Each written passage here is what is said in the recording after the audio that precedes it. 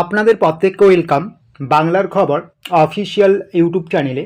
আপনারা যদি আমাদের এই বাংলার খবর অফিসিয়াল ইউটিউব চ্যানেলটিতে আজকে নতুন হয়ে থাকেন, অবশ্যই সাবস্ক্রাইব করে নেবেন।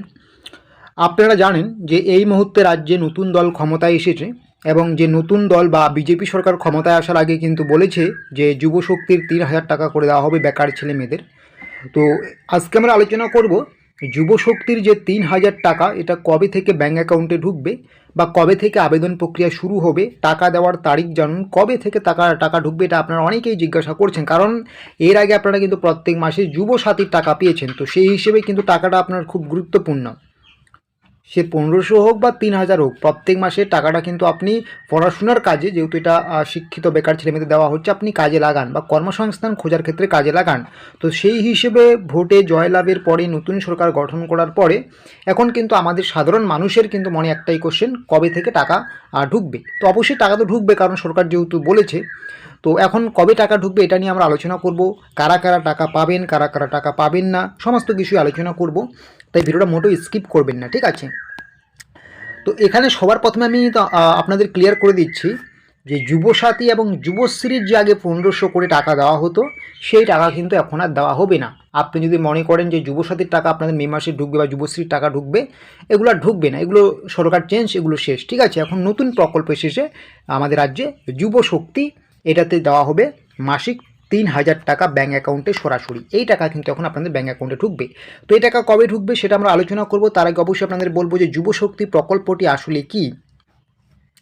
যুবশক্তি প্রকল্প কি?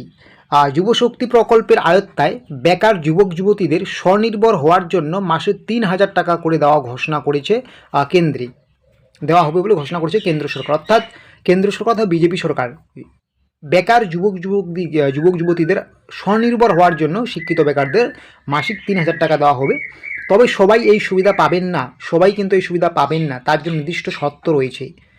রাজ্যে বিদায়ী সরকার যে যুবসাথী প্রকল্প চালু করেছেন, আপনারা জানেন সেখানে 21 থেকে 40 বছর বয়সী এবং মাধ্যমিক পাস কর্মহীনদের মাসে 1500 টাকা দেওয়া হতো, ঠিক আছে? তো এখনও কিন্তু যুবশক্তির ক্ষেত্রেও এটাই কিন্তু এখনও যোগ্যতা রয়েছে। অবশ্যই মাধ্যমিক পাস হতে হবে, 21 থেকে 40 বছর বয়স হতে হবে, তবেই কিন্তু আপনি যুবশক্তির টাকা পাবেন, জাতি ধর্ম বর্ণ নির্বিশেষে। এবং অবশ্যই কিন্তু আপনাকে পশ্চিমবঙ্গের স্থায়ী বাসিন্দা হতে হবে। তাহলে ক্লিয়ার হয়ে গেল যুবশক্তি প্রকল্প আসলে কি। যুবশক্তিতে এখন আপনাদের আবেদন করতে গেলে কি কি ডকুমেন্টস লাগবে? অবশ্যই তো যুবশক্তিতে আপনাকে আবেদন করতে হবে, নতুন প্রকল্প যেহেতু, তার জন্য। তবে আবেদন প্রক্রিয়া করতে হবে কিনা এটা নিয়েও কিন্তু আরেকটা আমি ডিটেলসে নিচে বলছি, একটু অপেক্ষা করুন। তো যুবশক্তিতে যদি আবেদন করতে হয়, তো আবেদন প্রক্রিয়ার জন্য আপনাকে কি কি ডকুমেন্টস লাগবে? আধার কার্ড তো অবশ্যই লাগবে, আধার কার্ড ছাড়া তো কোনো কাজই হবে না, কোনো কথাই হবে না। ভোটার কার্ড তো লাগবে। শিক্ষাগত শংসাপত্র, যেহেতু এটা বেকার শিক্ষিত ছেলেমেয়েদের দেওয়া হবে, তাহলে কিন্তু অবশ্যই এটা কিন্তু মাধ্যমিক পাস। যদিও এখনও পর্যন্ত সরকারের পক্ষ থেকে কোনো কিছু ঘোষণা করা হয়নি শিক্ষাগত যোগ্যতা নিয়ে, তবে মাধ্যমিক পাস ধরে রাখুন। শিক্ষাগত শংসাপত্র অর্থাৎ মাধ্যমিক পাস সার্টিফিকেট আপনাকে লাগবে, এবং কাস্ট সার্টিফিকেট ওবিসি এসসি এসটিগুলো কিন্তু লাগবে। ছবি লাগবে, পাসপোর্ট সাইজের ছবি লাগবে, মোবাইল নাম্বার, ইমেল, এই জাতীয় তথ্য কিন্তু আপনার লাগবে যুবসাথীতে আবেদন করতে গেলে। এইগুলো কিন্তু লাগবেই, এগুলোর বাইরে কোনো কিছু লাগবে না আপনাদের, ঠিক আছে? এবং ফর্ম ফিল আপ করতে হবে, সেই ফর্ম তো অবশ্যই লাগবে, অনলাইন বা অফলাইন, ঠিক আছে? এটা হচ্ছে আবেদন প্রক্রিয়ার ডকুমেন্ট লিস্ট। তো এখন কথা হচ্ছে কবে থেকে আবেদন শুরু হবে বা কবে থেকে টাকা দেবে যুবশক্তি প্রকল্পের 3,000 টাকা করে। তো এখানে আমি একটা জিনিস ক্লিয়ার করি, যদি নতুন সরকার আগের যুবসাথীর উপভোক্তাদের রেকর্ড অনুযায়ী যুবশক্তির টাকা দেয়, তাহলে আর নতুন করে আবেদন করার প্রয়োজন নেই। এখানে একটা জিনিস মাথায় রাখবেন, যেহেতু কোনো প্রকল্পের আবেদন প্রক্রিয়া চলাকালীন একটা লং প্রসেস লাগে, যাচাই বাছাই প্রক্রিয়া একটা লং প্রসেস লাগে, এর ফলে কিন্তু অনেকটা সময় লাগবে। শুধু একটা প্রকল্প কিন্তু নয়, রাজ্যে অনেক প্রকল্প কিন্তু এখন চালু হবে নতুন নতুন। তো সব প্রকল্পের কিন্তু নতুন করে আবেদন করা কিন্তু বিশাল বড় একটা কিন্তু চ্যালেঞ্জের ব্যাপার, ঠিক আছে? তো সেই ক্ষেত্রে সরকার বুঝবে, আমরা তো সরকার নই। তবে ব্যক্তিগত সাধারণ মানুষ হিসেবে যে আমরা চারিদিকে যে আবহাওয়াগুলো দেখতে পাচ্ছি, বিভিন্ন জায়গা থেকে যে তথ্যগুলো উঠে আসছে, যদি সরকার চায় যে আগের রেকর্ড অনুযায়ী যুবশক্তি টাকা দেবে, তাহলে কিন্তু আর নতুন করে আবেদন করার প্রয়োজন নেই। এবং আপনারা কিন্তু এর ফলে খুব দ্রুত টাকা পাবেন, জুন মাস থেকেই টাকা ঢোকার সম্ভাবনা বেশি। যদি সরকার পুরনো রেকর্ড ধরে আপনাদের যুবশক্তির টাকা দেয়, তাহলে কিন্তু আপনি জুন মাস থেকেই টাকা পাবেন। তাহলে বুঝতে পারলেন, যারা জিজ্ঞাসা করছেন যে যুবশক্তির টাকা কবে থেকে ঢুকবে, যদি পুরনো রেকর্ড ধরে টাকা দেয়, আপনি জুন মাস থেকে টাকা পাবেন।